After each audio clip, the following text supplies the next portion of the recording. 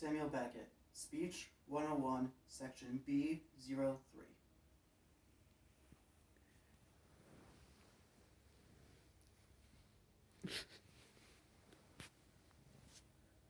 When's the last time you got into a fight with someone, like really got into a fight? Words said, voices raised, maybe even a punch was thrown.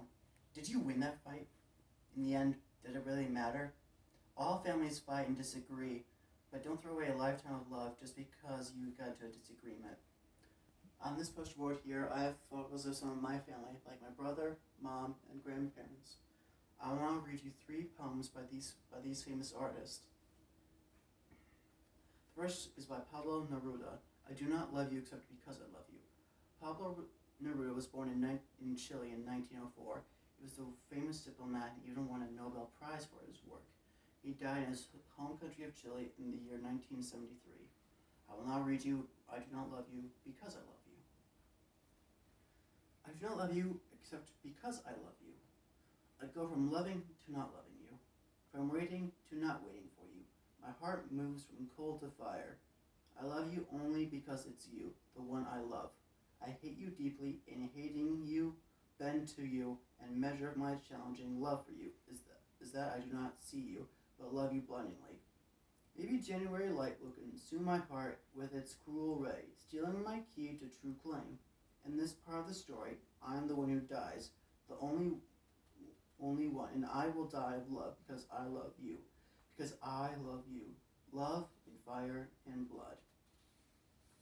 Next, I will read you a poem by Ella Wheeler Wilcox. She was born in Johnstown, Wisconsin. She often published poems in women's magazines as she was still a female author. She actually attended college for a while but dropped out. She died on October 30th in 1919 at her home in Short Beach, Connecticut. I will now read you Life's Scars.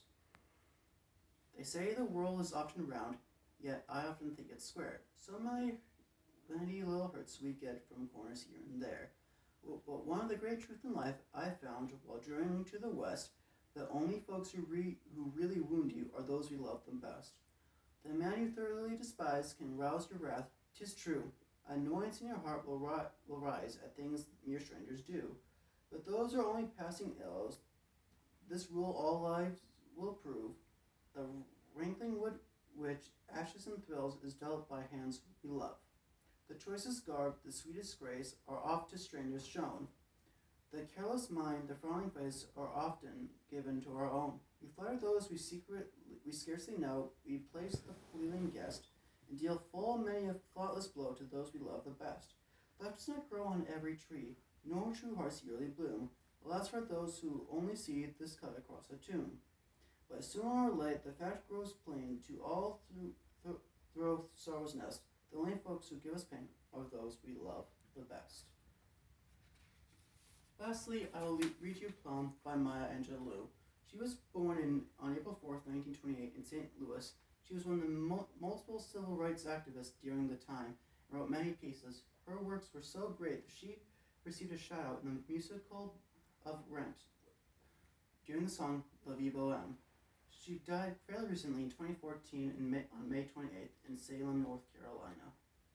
I will now read you her poem, Alone. Lying thinking last night how to find my soul a home, where water is not thirsty and bread loaf is not stone. I came with one thing, and I do not believe I'm wrong, that nobody but nobody can make it out here alone. Alone. All alone.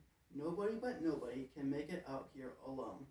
There's some millionaires with money they can't use. The rest run around like banshees, and their children sing the blues. They've got expensive doctors to cure their hearts of stone, but nobody, no, nobody can make it out here alone. Alone. All alone. Nobody but nobody can make it out here all alone. Now, if you listen closely, I'll tell you what I know. Storm clouds are gathering. The wind is gonna blow. The trace of man is suffering, and I can hear the moan, 'cause nobody but nobody can make it out here alone.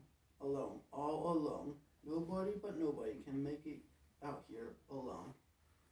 All these poems have to do with family or hurting someone or, well, being alone. Next time you're identified with someone you care about, ask yourself, is it worth losing a potential lifetime of love? Whenever you think you pick a fight with someone you truly care about, ask yourself, is it worth possibly losing this person?